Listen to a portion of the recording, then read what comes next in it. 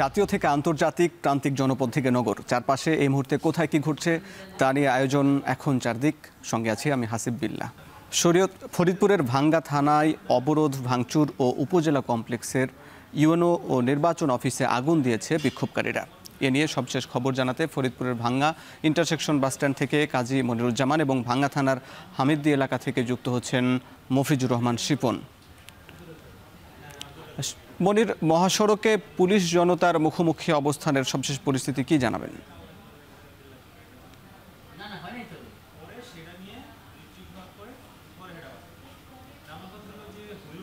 বৃষ্টি হচ্ছে, তুমুল বৃষ্টি হচ্ছে, আর আন্দোলনকারীরা 4:30টার দিকে এই মহাসড়ক থেকে তারা চলে যাওয়ার পর থেকেই কিন্তু যান চলাচল ধীরে ধীরে শুরু হয়েছে। এই মুহূর্তে মহাসড়কগুলোতে যান চলাচল করছে স্বাভাবিকভাবেই আমরা লক্ষ্য করছি, এবং এর আগে কিন্তু সকাল থেকেই যান চলাচল ছিল প্রায় 10টা পর্যন্ত, এবং আন্দোলনকারীরা যখন ধীরে ধীরে এই সড়কে আসতে শুরু করেন এবং রক্ষাকারী বাহিনী তারা তাদেরকে বাধা প্রদান করেন এবং আন্দোলন থেকে সরে যাওয়ার অনুরোধ করার পর থেকে কিন্তু তারা সাময়িকভাবে মানববন্ধন করে চলে যায়।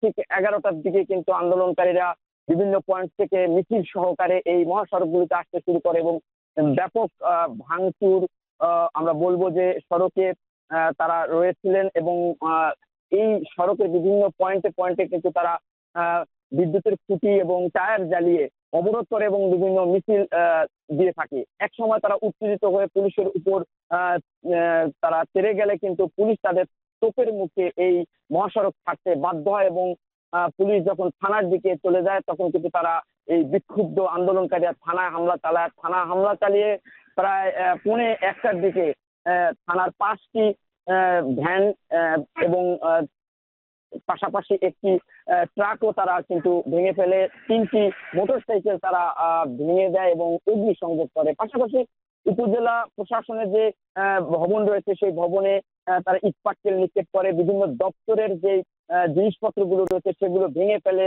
তছনছ করে এবং জরুরি কাগজপত্র কিন্তু তারা ছিঁড়ে ফেলে। এমনটা কিন্তু ওখানকার যারা দায়িত্বরত কর্মকর্তারা রয়েছে তারা জানিয়েছে। উপজেলার নির্বাচন কার্যালয়ের যেই যানবাহনগুলো রয়েছে, বিশেষ করে মোটরসাইকেল, 6টি মোটরসাইকেল তারা আগুনে পুড়িয়ে দেয় এবং হল রুমের যে জিনিসপত্র রয়েছে সেই আসবাবপত্রগুলো কিন্তু তারা ভেঙে দেয়। এই অগ্নিসংযোগ নেভানোর জন্য কিন্তু ফায়ার সার্ভিস এসেছিল, সেই ফায়ার সার্ভিসের গাড়িও কিন্তু প্রবেশ করতে পারেনি উপজেলা ক্যাম্পাসে। তাদেরকে হামলার মুখে, বাধার মুখে আন্দোলনকারীদের এই এলাকা ছাড়তে হয়েছে। এই থমথমে একটা পরিস্থিতি কিন্তু দিনভর ছিল, টান উত্তেজনা।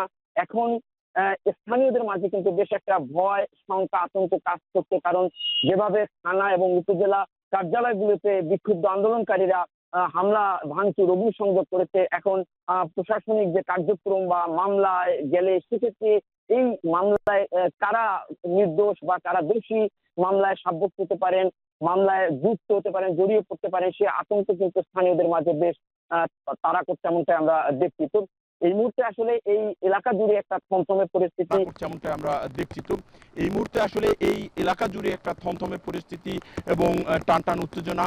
আজকের মতো আন্দোলন বন্ধ থাকায় কিন্তু আগামীকাল থেকে আবার আন্দোলন করবে, এমনটাই কিন্তু এই আন্দোলনকারীরা বলছেন যে তাদের দাবি না মানা পর্যন্ত তারা আন্দোলন অব্যাহত রাখবেন। ধন্যবাদ শিপন। এবার মনির, এবার আমরা শিপনের কাছে চলে যেতে চাই। ফরিদপুরের ভাঙ্গা পুকুরিয়া বাস স্ট্যান্ড এলাকার চিত্র কেমন দেখছেন জানাবেন। আহ্বানে সাড়া দিয়ে কিন্তু অবরোধকারীরা 4:30টার পর থেকেই কিন্তু তারা মাঠ থেকে সরে এসেছে এবং এখন কিন্তু ধীরে ধীরে অবরোধের যে যানজট ছিল সেটি কিন্তু ক্রমশই গাড়ি চলাচল শুরু করেছে। আমরা এখন দাঁড়িয়ে আছি ঢাকা বরিশাল মহাসড়কের পাশেই, প্রচন্ড বৃষ্টি হচ্ছে। এই বৃষ্টির মধ্যে কিন্তু আমরা দেখতে পাচ্ছি যে যানবাহন কিন্তু স্বাভাবিকভাবে চলা শুরু হয়েছে, যদিও যানবাহনের গতি একেবারেই কম এমনটি দেখা যাচ্ছে। আর ওদিকে আপনাকে বলি, ঢাকা খুলনা মহাসড়কও কিন্তু এমনভাবে একইভাবে কিন্তু যান চলাচল শুরু হয়েছে। এটা হচ্ছে সর্বশেষ খবর। আমি আপনাকে বলে রাখতে চাই যে জেলা প্রশাসক দুপুরের পরেই কিন্তু তিনি আহ্বান জানিয়েছিলেন যারা অবরোধ করছে তাদের মাধ্যমে তারা জানানোর চেষ্টা করেছেন যে নির্বাচন কমিশন ফরিদপুরের 4-এর বিষয়ে জেলা প্রশাসনের সাথে যোগাযোগ করেছে এবং জেলা প্রশাসনের কাছে নির্দেশনা দিয়েছেন যে স্থানীয়ভাবে সার্ভে করে দ্রুত প্রতিবেদন পাঠানোর ব্যাপারে বলা হয়েছে এবং জেলা প্রশাসক বলেছে যে যত দ্রুত সম্ভব স্থানীয় বাসীর সাথে কথা বলে সব শ্রেণীর মানুষের সাথে কথা বলেই কিন্তু তারা সার্ভে পাঠাবে এবং আশা করা যাচ্ছে হয়তো এই অঞ্চলের মানুষের দাবিতে উত্তাল ফরিদপুরে ভাঙার 6ষ্ঠ দিন এই উত্তালের এই মানুষের আবেগকে গুরুত্ব দেবে নির্বাচন এমনকি তারা মনে করছেন। তবে আপনাকে বলে রাখি যে সকাল 7টা থেকে সকাল 10:30টা পর্যন্ত কিন্তু অবরোধের মাঠ কিন্তু পুরোটাই পুলিশের নিয়ন্ত্রণে ছিল, আইন শৃঙ্খলা বাহিনী নিয়ন্ত্রণ ছিল। বেলা 11টার পর থেকেই কিন্তু ফরিদপুরের ভাঙ্গা ফরিদপুরের এলাকার খবরাখবর জানাচ্ছিলেন আমাদের সহকর্মী মনির এবং শিপন। এদিকে বাগেরহাটে 4টি সংসদীয় আসন পুনর্বহালের দাবিতে তৃতীয় দফায় 3 দিনের ঢিলেঢালা হরতাল পালন করেছেন সর্বদলীয় সম্মিলিত কমিটি।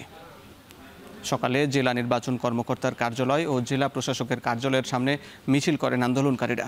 হরতালের আওতামুক্ত রাখা হয় দোকানপাট, মহাসড়কে দিনভর সীমিত পরিসরে যান চলাচল করতে দেখা যায়। বিকল্প উপায়ে গন্তব্যে পৌঁছাতে হয় দূর দূরান্তের যাত্রীদের। গত 4 সেপ্টেম্বর 300 আসনের সীমানা নির্ধারণ করে চূড়ান্ত তালিকা প্রকাশ করে নির্বাচন কমিশন। নতুন তালিকায় বাগেরহাটের 4টি আসনকে কমিয়ে 3টি করা হয়। এরপরই প্রতিবাদে মুখর হয়ে ওঠে স্থানীয়রা।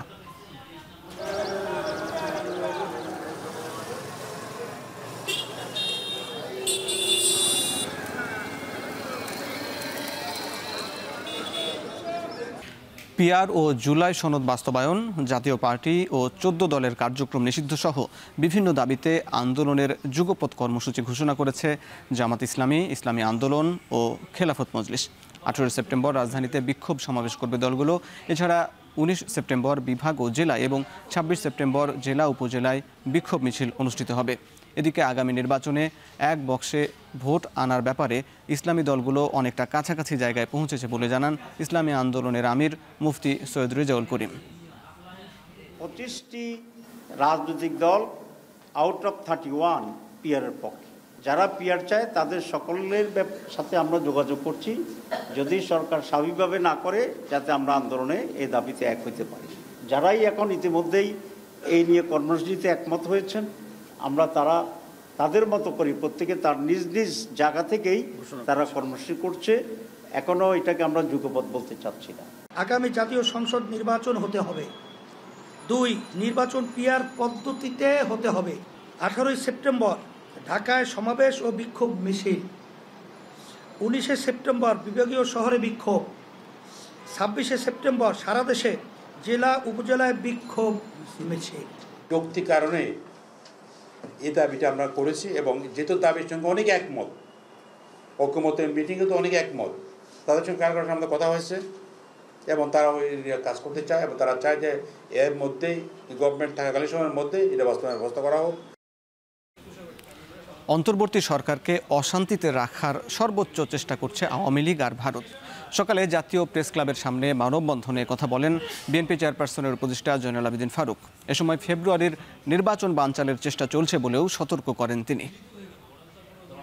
ওই দাবিদার তথাকথিত রাজনৈতিক নেতাদের কাছে শেখ হাসিনা আত্মসমর্পণ করে বাংলাদেশে কত যে চুক্তি করেছে।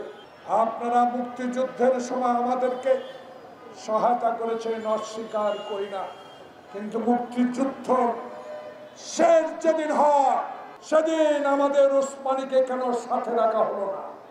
নির্বাচনের ট্রেন যখন আমরা উঠলাম, নির্বাচনের ম্যাপ যখন ঘোষণা করলেন, এরা আবার তড়িৎ গতিতে শেখ হাসিনার সাথে আলাপ করে প্রস্তুতি নিচ্ছে আপনার নির্বাচনকে বানচাল করার জন্য।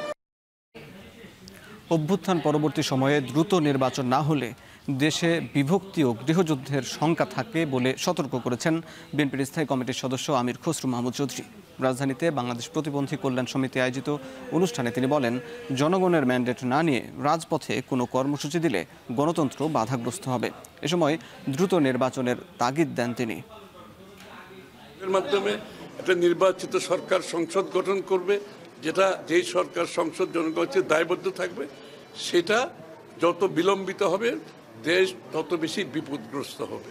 নির্বাচিত সরকারের মাধ্যমে গণতান্ত্রিক প্রক্রিয়ায় ফিরে যেতে পেরেছে সেই দেশগুলো ভালো করছে, আর যারা বিভক্তির মাধ্যমে বিলম্বিত করেছে সেই দেশগুলোতে আপনি দেখবেন সিভিল ওয়ার চলছে, সেখানে সমাজে বিভক্তি চলছে এবং অর্থনৈতিকভাবে পঙ্গু হয়ে গেছে, গণতন্ত্র তো দূরের কথা। প্রধান উপদেষ্টা অধ্যাপক মোহাম্মদ ইউনূস বলেছেন, যুক্তরাষ্ট্রের সঙ্গে দ্বিপাক্ষিক সম্পর্ক, বিশেষ করে বাণিজ্য, বিনিয়োগ, জ্বালানি ও উন্নয়ন সহযোগিতার সম্পর্ক আরও গভীর করার বিষয়ে বাংলাদেশ প্রতিশ্রুতিবদ্ধ।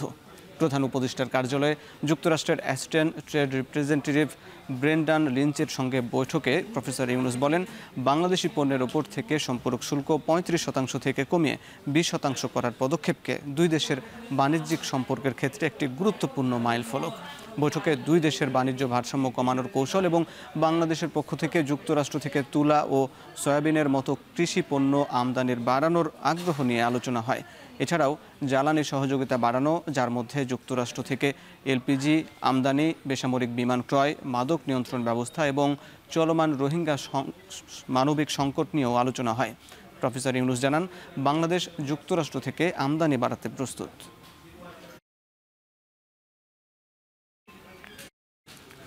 সমাজ পরিবর্তন ও মানবিক রাষ্ট্র গঠনে তরুণদের এগিয়ে আসার আহ্বান জানিয়েছেন প্রধান উপদেষ্টা ডক্টর মোহাম্মদ ইউনূস। বলেন, এই তরুণরাই 24-এর অভ্যুত্থানে নেতৃত্ব দিয়েছে, তরুণরাই যুগে যুগে দেশের ইতিহাস রচনা করেছে। সকালে তেজগাঁওয়ে প্রধান উপদেষ্টার কার্যালয়ে ইয়ুথ ভলেন্টিয়ার অ্যাওয়ার্ড প্রদান অনুষ্ঠানে তিনি কথা বলেন। এ সময় তিনি তরুণদের ছোট ছোট প্রচেষ্টায় দেশের জন্য মস্ত বড় পথ তৈরি করবে বলে আশা প্রকাশ করেন। প্রধান উপদেষ্টা আরও বলেন, দেশের যুব সমাজ যখন সক্রিয় থাকে তখন কোনো প্রতিবন্ধকতাই দেশের অগ্রযাত্রাকে থামিয়ে রাখতে পারে না। এর আগে যুব ও ক্রীড়া মন্ত্রণালয়ের উদ্যোগে ইয়ুথ ভলেন্টিয়ার অ্যাওয়ার্ড অনুষ্ঠানে দেশের 12 যুব উদ্যোক্তার হাতে পুরস্কার তুলে দেন প্রধান উপদেষ্টা। আশা করি সম্পন্ন এবং আরও 201টি উপজেলা মিনি স্টেডিয়াম নির্মাণের বক্তৃতার শুরুতে আমি একটা সিদ্ধান্ত গৃহীত হয়েছে। আমাদের তরুণদের উদ্ভাবনী শক্তি আজ কেবল শিক্ষাক্ষেত্রেই সীমাবদ্ধ নেই। তরুণরা স্বাস্থ্যসেবা, পরিবেশ সুরক্ষা, দারিদ্র্য বিমোচন এবং সামাজিক ন্যায় বিচার প্রতিষ্ঠায়ও অগ্রণী ভূমিকা পালন করছে। এই তরুণরাই 24-এর গণঅভ্যুত্থানের নেতৃত্ব দিয়েছে। তরুণরাই যুগে যুগে দেশের ইতিহাস রচনা করেছে। আমাদের চলার পথে প্রতিনিয়ত নতুন নতুন চ্যালেঞ্জ আসবে।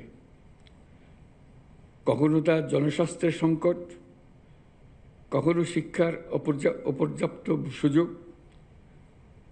আর কখনো পরিবেশগত বিপর্যয়। কিন্তু চ্যালেঞ্জগুলো নিয়ে হতাশ না হয়ে বরং এগুলোকে আমাদের নিজস্ব শক্তি দিয়ে ঐক্যবদ্ধভাবে মোকাবেলা করতে হবে। আশা করি এই কাজেও আমাদের তরুণরা নেতৃত্ব দেবে। শেখ হাসিনাকে ক্ষমতায় আনতে 2008 সালের ফেব্রুয়ারিতে তৎকালীন সেনাপ্রধান মঈনু আহমেদের সাথে ভারতের রাষ্ট্রপতি প্রণব মুখার্জির মধ্যে সমঝোতা হয়েছিল। মানবতা বিরোধী অপরাধের মামলায় শেখ হাসিনা সহ 3 জনের বিরুদ্ধে সাক্ষ্য প্রদানে মাহমুদুর রহমান বলেন, মঈনু আহমেদ ও ডিজিএফআই ব্রিগেডিয়ার মামুন খালেদ 2008 সালের নির্বাচনে আওয়ামী লীগকে জয় করতে প্রত্যক্ষ ভূমিকা রাখেন। বিনিময়ে মামুন খালেদ পেয়েছিল ডিজিএফআইয়ের প্রধানের পদ। 2009 সালে পিলখানায় বিডিআর হত্যাকাণ্ডে সরাসরি জড়িত ছিল শেখ হাসিনা, শেখ তাপস জড়িত থাকার প্রমাণ থাকার পরও কোনো বিচারের মুখোমুখি হতে হয়নি তাকে, এমন সাক্ষ্য দিয়েছেন সাংবাদিক মাহমুদুর রহমান। পাশাপাশি শেখ হাসিনাকে ফ্যাসিবাদ হিসাবে তৈরিতে ভারত ছাড়াও দেশের বিচার বিভাগ, নির্বাচন কমিশন, প্রশাসনে যারা সহযোগিতা করেছিল তাদের তথ্য তুলে ধরেন তিনি। এদিন তার সাক্ষ্য শেষ না হওয়ায় ফের কাল সাক্ষ্য নেবেন ট্রাইব্যুনাল।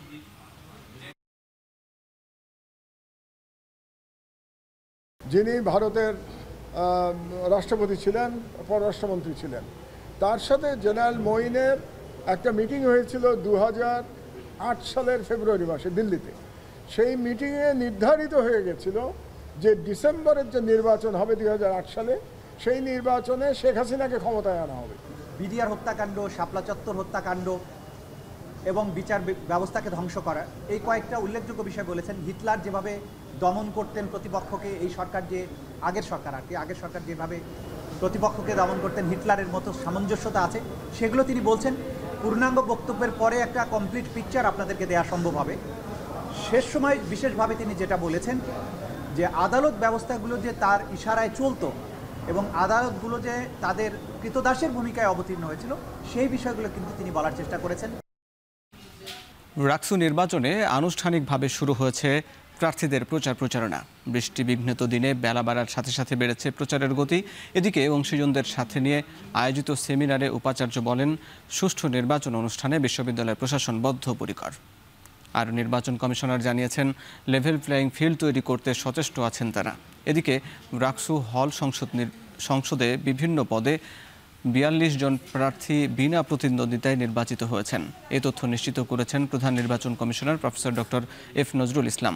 নির্বাচিতদের মধ্যে ৪ জন ছেলেদের একটি হল থেকে এবং বাকি সবাই মেয়েদের হল থেকে নির্বাচিত হয়েছেন। এছাড়া কোনো প্রার্থী না থাকায় হল সংসদের ৩টি পদ ফাঁকা রয়েছে।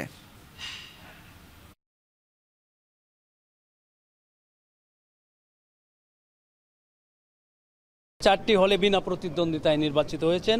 রোকে হলে ৩ জন, খালেদিয়া হলে 4 জন এবং রহমতুন্নেছা হলে 3 জন এবং জুলাই 36 হলে 3 জন। এই মোট 13 জন হচ্ছে বিনা প্রতিদ্বন্দ্বিতায় সদস্য হিসাবে নির্বাচিত হয়েছেন। আর আপনাদের আগে যে তথ্যটা দিয়েছি সেটা হচ্ছে হল সংসদে যে কার্যনির্বাহী যে সদস্য তাদের মধ্যে 29 জন নির্বাচিত হয়েছেন বিনা প্রতিদ্বন্দ্বিতায়। তাহলে মোট হচ্ছে 42 জন। যোগসু নির্বাচনের রোডম্যাপ ঘোষণা সহ 2 দফা দাবিতে সংবাদ সম্মেলন করেছে জগন্নাথ বিশ্ববিদ্যালয়ের ইসলামী ছাত্র শিবিরের নেতাকর্মীরা। সোমবার বিকেলে জগন্নাথ বিশ্ববিদ্যালয়ের ভাষা শহীদ রফিক ভবনের নিচে সংবাদ সম্মেলনে চলতি সপ্তাহের মধ্যে জগন্নাথ বিশ্ববিদ্যালয় কেন্দ্রীয় ছাত্র সংসদ যোগসুর জন্য একজন আইনজীবী ও বিশ্ববিদ্যালয়ের একজন শিক্ষক নিয়োগের দাবি জানায় সংগঠনটি। এ সময় তারা শিক্ষার্থীদের ন্যায্য দাবি মেনে নিয়ে দ্রুত যোগসু নির্বাচনের তফসিল ঘোষণা এবং অক্টোবরের প্রথম সপ্তাহের মধ্যে শিক্ষার্থীদের আবাসন সমস্যা সমাধানের জোর দাবি জানান। যোগসু নির্বাচন দ্রুত সম্পন্নের জন্য মঙ্গলবার থেকে বিক্ষোভ সমাবেশ, জনসংযোগ সহ বিভিন্ন কর্মসূচি পালন করবে জগন্নাথ বিশ্ববিদ্যালয়ের ছাত্র শিবিরের নেতাকর্মীরা। আমরা বারবার ভিসির দরগড়ায় যেতে পারবো না, আমরা বারবার প্রশাসনের হাতে পায়ে ধরতে পারবো না। একজন আইন কর্মকর্তা এবং একজন শিক্ষককে দায়িত্ব দিতে হবে, তারা শুধুমাত্র এই ছাত্র সংসদ নির্বাচনের বিষয়টা দেখবে এবং আমাদেরকে সার্বিক বিষয় আপডেট করবে। আমাদের এই ছাত্র সংসদ নির্বাচন এবং আমাদের সম্পূর্ণ বৃত্তি আদায়ের লক্ষ্যে আমরা আগামীকালকে থেকে আমাদের ইসলামী ছাত্র শিবিরের ব্যানারে আমরা লাগাতার কর্মসূচিতে নামবো ইনশাআল্লাহ। হবিগঞ্জের রশিদপুর গ্যাস ফিল্ডের ৩ নম্বর কূপের গ্যাস জাতীয় সঞ্চালন লাইনের সরবরাহ শুরু হয়েছে। দুপুর 12টার দিকে কূপের উৎপাদিত গ্যাস জাতীয় সঞ্চালন লাইনে যুক্ত করে সিলেট গ্যাস ফিল্ড লিমিটেড কর্তৃপক্ষ।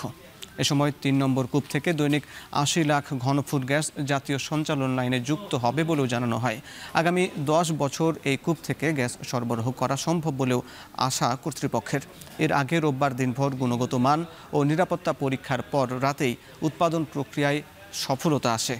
সিলেট গ্যাস ফিল্ডের অধীনস্থ এই কূপটিতে গত 2 মাস আগে ওয়ার্ক ওভারের কাজ শুরু করে বাপেক্স। 73 কোটি টাকা ব্যয়ে শেষ হয় এই কাজ।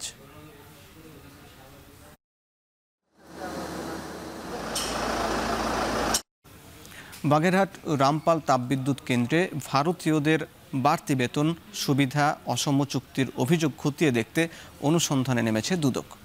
প্রাথমিকভাবে অভিযোগের সত্যতা মেলায় চুক্তি খতিয়ে দেখবে তারা। দুদক জানায়, এ বিষয়ে গত জুনে আইনজীবী সালেকুজ্জামান সাগর হাইকোর্টে রিট করেন। সেখানে বলা হয়, একজন বাংলাদেশি ইঞ্জিনিয়ারের বেতন যেখানে 1 লাখ টাকা, সেখানে একই পদে ভারতীয় ইঞ্জিনিয়ার পাচ্ছেন 25 লাখ টাকা। এছাড়া উচ্চ পদে ভারতীয়দের প্রাধান্য, বিশেষ ধর্মের লোকজনকে বাড়তি সুবিধা দেয়া সহ নানা অনিয়মের বিষয়ে উল্লেখ করা হয়। রিটের শুনানিতে আদালত সংশ্লিষ্টদের বিরুদ্ধে রুল জারি করেন। এরপরই রামপাল বিদ্যুৎ কেন্দ্রের বাগেরহাট অফিসে অভিযান চালিয়ে অনিয়মের প্রাথমিক প্রমাণ পায় দুদক। এ বিষয়ে অনুসন্ধানে কমিটি করেছে দুর্নীতি দমন কমিশন।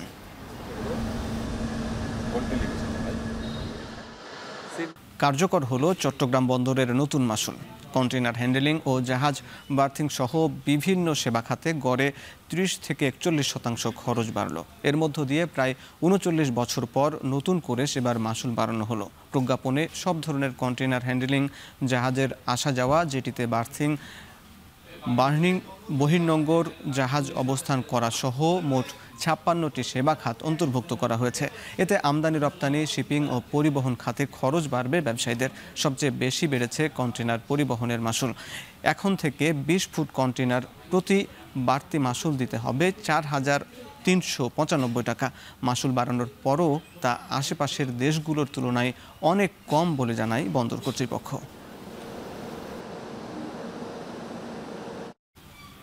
মাইলস্টোন স্কুলে বিমান দুর্ঘটনায় বার্ন ইনস্টিটিউটে চিকিৎসাধীন আরও এক শিক্ষার্থী ছাড়পত্র পেয়েছে। 14 বছরের রোহানের 40% পুড়ে গিয়েছিল। সোমবার দুপুরে পরিবারের সদস্যরা রোহানকে বাড়ি নিয়ে যান। এ সময় তার পরিবারের সদস্যরা দোয়া চান দেশবাসীর কাছে। আহত শিক্ষার্থী রোহান জানান, আগুনে পুড়ে দীর্ঘ পথ হাঁটতে থাকে। আশেপাশের মানুষের সাহায্য চায়, কেউ এগিয়ে না এসে ভিডিও করছিলেন। অনেকে পথে যাওয়ার পর একটা রিক্সা নিয়ে একাই হাসপাতালে যায়। National institute of nurse and plastic সার্জারির পরিচালক অধ্যাপক ডাক্তার মোহাম্মদ নাসির উদ্দিন জানান, রোহান এখন সুস্থ। বাকি ভর্তি রোগীদের মধ্যে 8 জন রোগী 2 সপ্তাহের মধ্যে বাড়ি যেতে পারবেন। বাকি 2 মেয়ে শিশু এখনও কিছুটা সংকটাপন্ন অবস্থায় রয়েছে।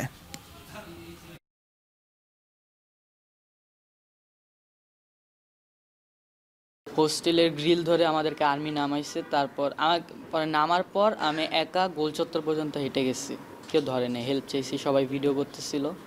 ওইটা একটা একা রিক্সা নিয়ে তারপর বাংলাদেশ মেডিকেল গেলাম। 2 জন রোগী আমাদের এখনো আমরা আশঙ্কাজনক বলবো না, কিন্তু তারা তুলনামূলক তাদের সুস্থতার হার এখনো কম।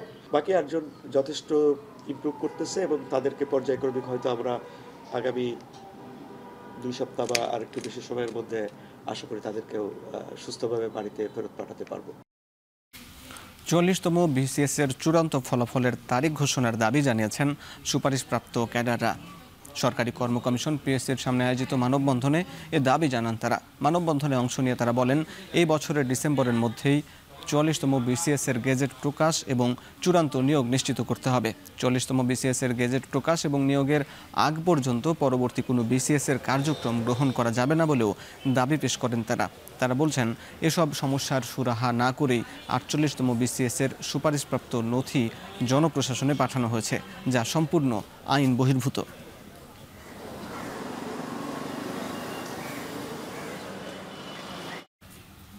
রাজধানীর আগারগাঁও পাসপোর্ট অফিস সংলগ্ন এলাকা থেকে 4 দালালকে আটক করে বিভিন্ন মেয়াদে কারাদণ্ড দিয়েছে র‍্যাব 2 এর ভ্রাম্যমাণ আদালত।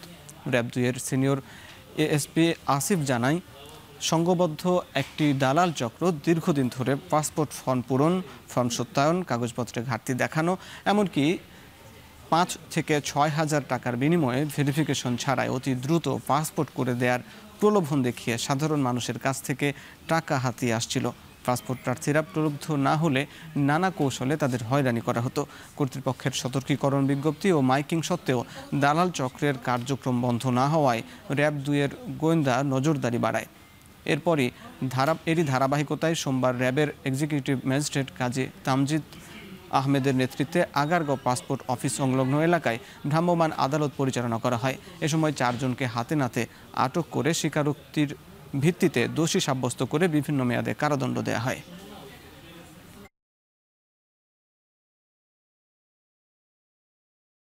চট্টগ্রামের সীতাকুণ্ড ও চান্দনায় আলাদা সড়ক দুর্ঘটনায় 4 জন নিহত হয়েছেন।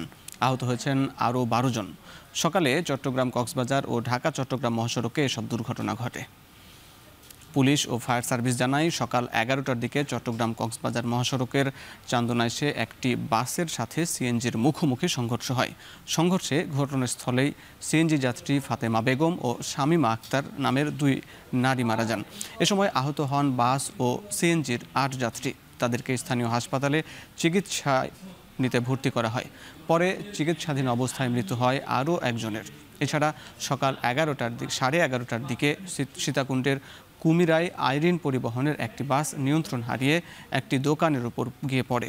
এতে মোহাম্মদ আলী নামের দোকানের কর্মচারী চাপা পড়ে মারা যান। এ ঘটনায় আহত হন আরও 4 বাস যাত্রী।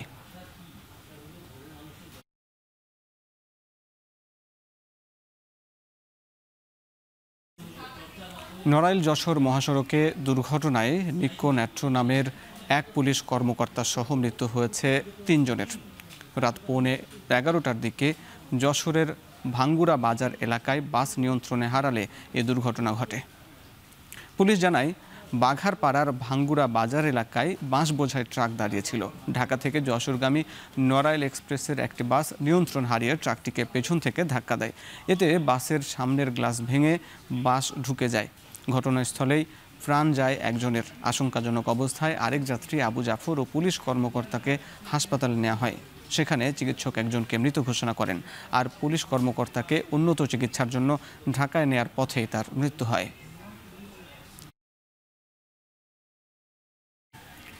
বরিশালে তরুণীকে ধর্ষণ ও হত্যার পর লাশ গুমের দায়ে দুজনকে মৃত্যুদণ্ড দিয়েছেন আদালত। দুপুরে বরিশাল নারী ও শিশু নির্যাতন দমন ট্রাইব্যুনালের আদালতের বিচারক রকিবুল ইসলাম এই আদেশ দেন। এ সময় দণ্ডপ্রাপ্ত দুজনই আদালতে উপস্থিত ছিলেন। রাষ্ট্রপক্ষের আইনজীবী জানান, 2013 সালের 28 জুলাই হিজলা উপজেলার পূর্ব কোরালিয়া গ্রামের খাদিজা আক্তারকে ধর্ষণের পর হত্যা করে লাশ গুমের চেষ্টা করা হয়। এ ঘটনায় খাদিজার মামা বাদী হয়ে থানায় মামলা দায়ের করেন। আদালত 18 জনের সাক্ষ্য গ্রহণ শেষে আজ এই রায় প্রদান করে।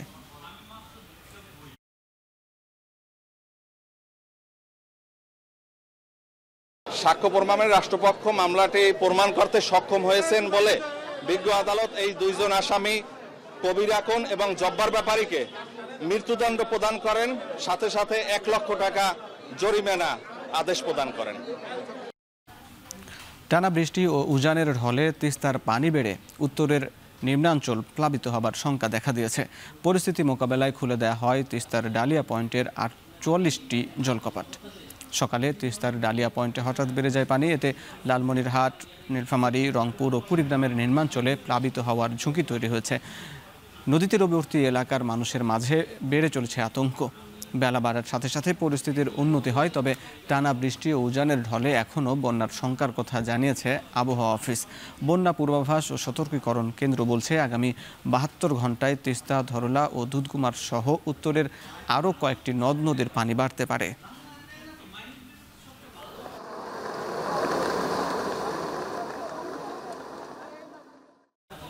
নাফ নদীর মিয়ানমারের অংশ থেকে আরাকান আর্মির ধরে নিয়ে যাওয়া 104 জেলেকে এখনও ফিরিয়ে আনা সম্ভব হয়নি বলে জানিয়েছে বিজিবি।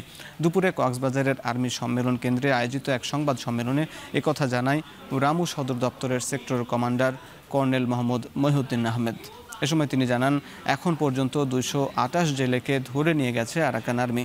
তাদের মধ্যে 124 জনকে ফিরিয়ে আনা সম্ভব হয়েছে, তবে বাকি 104 জেলেকে ফিরিয়ে আনার চেষ্টা চলছে বলেও জানান তিনি। এছাড়া টেকনাফ, উখিয়া ও বান্দরবনের নাইখ্যাংছড়ি সীমান্ত এলাকায় ইয়াবা ও ক্রিস্টাল মেথ সহ বিভিন্ন ধরনের মাদক চোরাচালানের বিরুদ্ধে অভিযান জোরদার করা হয়েছে বলেও জানান তিনি। ডগ স্কোয়াড আছে যাদের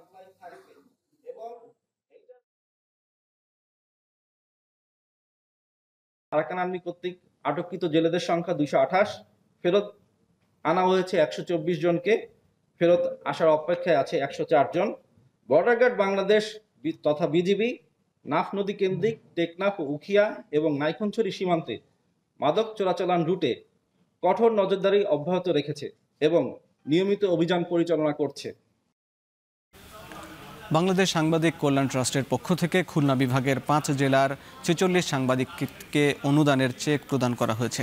দুপুরে যশোরের জেলা প্রশাসকের কার্যালয়ে আয়োজিত এক অনুষ্ঠানে এই চেক বিতরণ করা হয়।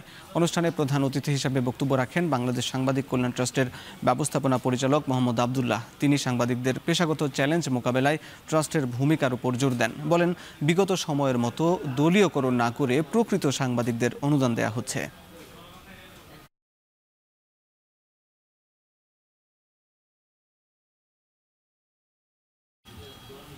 গত 24 ঘন্টায় ডেঙ্গু আক্রান্ত হয়ে নতুন করে মৃত্যুবরণ করেছেন 5 জন। আক্রান্ত হয়ে হাসপাতালে ভর্তি হয়েছেন 636 জন রোগী।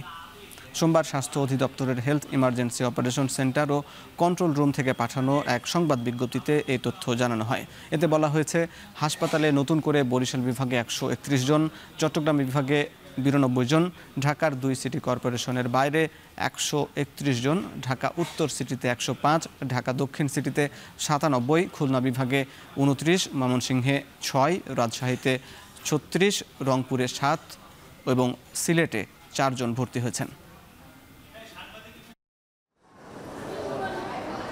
মদ্যপ অবস্থায় শিক্ষাঙ্গনে সহিংসতার অভিযোগে 5 বাংলাদেশি শিক্ষার্থীকে দেশে ফেরত পাঠানোর সিদ্ধান্ত নিয়েছে ভারত। তারা ভারতের আসামের শিলচর শহরের ন্যাশনাল ইনস্টিটিউট অব টেকনোলজি কলেজের 3য় বর্ষের শিক্ষার্থী ছিলেন। এই 5 বাংলাদেশি শিক্ষার্থী কাউন্সিল অব কালচারাল রিলেশনস বৃত্তির আওতায় এনআইটিতে পড়তে যান। ভারতীয় সংবাদ মাধ্যম এনডিটিভি জানিয়েছে, গেল 8 সেপ্টেম্বর রড, ছুরি ও স্ক্রুড্রাইভার নিয়ে একই প্রতিষ্ঠানের 4র্থ বর্ষের বাংলাদেশি শিক্ষার্থীদের উপর হামলা চালায়। এতে গুরুতর আহত হন বেশ কয়েকজন। প্রাথমিক তদন্ত শেষে কলেজ কর্তৃপক্ষ জানায়, হামলার সময় ওই 5 শিক্ষার্থী মদ্যপ অবস্থায় ছিল। এরপরই কলেজ কর্তৃপক্ষ অভিযুক্ত শিক্ষার্থীদের 1 বছরের জন্য বহিষ্কার করে এবং ক্যাম্পাসের হোস্টেল ত্যাগ করার নির্দেশ দেয়। বহিষ্কার বহাল থাকার সময় তারা ভারতে অবস্থান করতে পারবেন না। তাদের দ্রুত দেশে ফেরত পাঠানো হবে।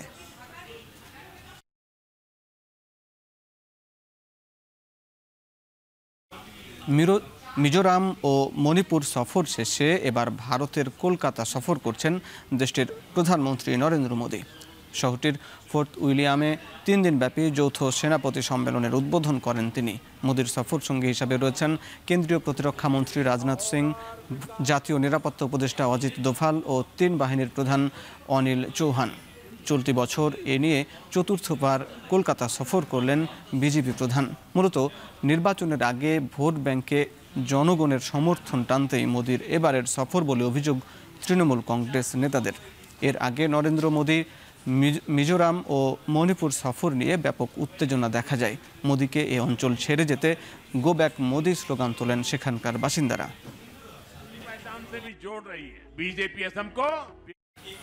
ভারতের জনপ্রিয় তামিল সুপারস্টার থালাপতি বিজয়ের নির্বাচনী র্যালিতে উপচে পড়া ভিড়কে আদর্শহীন বলে আখ্যা দিয়েছেন তামিলনাড়ু মুখ্যমন্ত্রী এম.কে. স্ট্যালিন। পাশাপাশি বিজয় সস্তা রাজনীতি করছেন বলেও অভিযোগ করেন তিনি। তামিলনাড়ুতে 2026 সালের বিধানসভা নির্বাচনের আগে রাজনৈতিক উত্তেজনা ক্রমশ বাড়ছে। এরই প্রেক্ষাপটে মুখ্যমন্ত্রী এম.কে. স্ট্যালিন তীব্রভাবে আক্রমণ করলেন তামিলাগা ত্রেভি কাজগাম দলের প্রধান ও অভিনেতা থেকে রাজনীতিবিদ হওয়া থালাপতি বিজয়কে। দেশটির প্রতিটি রাজ্যে র্যালির উদ্দেশ্যে বের হয়েছেন তিনি। শনিবার তামিলনাড়ুর ত্রিচু শহর থেকে যাত্রা শুরু করেন এই অভিনেতা, যেখানে লাখ লাখ মানুষের সমর্থন পান তিনি।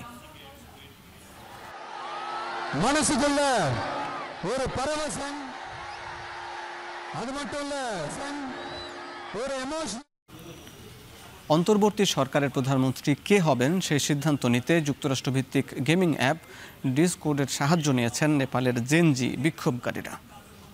ডিসকোডের ইয়ুথ অ্যাগনিস্ট ক্যাম্পেইন করাপশন চ্যানেলে প্রবাসী নেপালি সহ 10,000-এর বেশি মানুষ এতে অংশ নেন। এদিকে নেপালের অন্তর্বর্তী সরকারের প্রধানমন্ত্রী সুশীলা কার্কির নেতৃত্বে শপথ নিয়েছেন 3 মন্ত্রী। নতুন মন্ত্রী হিসাবে বিদ্যুৎ ও জ্বালানি মন্ত্রণালয়ের দায়িত্ব নিয়েছেন কুলমান ঘিসিং। স্বরাষ্ট্র মন্ত্রণালয়ের দায়িত্বে ওম প্রকাশ আরজাল এবং অর্থমন্ত্রী হিসাবে শপথ নিয়েছেন রমেশ্বর খনাল। মাত্র 15 বছর বয়সেই ইতিহাস গড়লেন ওয়েন কুপার। নেটফ্লিক্সের মিনি সিরিজ অ্যাডোলেটসের অভিনয় করে সবচেয়ে কনিষ্ঠ পুরুষ তারকা হিসাবে 77তম এমি অ্যাওয়ার্ড পেয়েছেন তিনি। এই বয়সে এত বড় অর্জনে আবেগ আপ্লুত হয়ে পড়েন ওয়েন কুপার। এবারের এমি পুরস্কারে সেভারেন্স সিরিজের তারকা ট্রামেল টিলম্যান ও ব্রিট লোয়ার জিতেছেন 2টি বড় পুরস্কার। এছাড়া দ্য পিট এবং দ্য স্টুডিও প্রাথমিক পর্যায়ে জয় হিসাবে উঠে এসেছে। যুক্তরাষ্ট্রের লস অ্যাঞ্জেলেসের পিকক থিয়েটারে অনুষ্ঠিত হয়েছে টেলিভিশন তারকা জগতের জমকালো আসর। মূলত টেলিভিশন ড্রামা সিরিজ, কমেডি এবং বিভিন্ন অনুষ্ঠান নির্মাণ ও উপস্থাপনায় অসামান্য কাজের স্বীকৃতি হিসাবে এমি পুরস্কার দেয়া হয়। এশিয়া কাপের ভারত ও পাকিস্তান ম্যাচ রেফারি অ্যান্ডি পাইক্রফটের অপসারণ চেয়ে আইসিসির কাছে পত্র দিয়েছে পাকিস্তান ক্রিকেট বোর্ড এবং এসিসি চেয়ারম্যান মোহসিক নকভি তার এক্স হ্যান্ডেলে এক পোস্টের মাধ্যমে বিষয়টি নিশ্চিত করেছেন।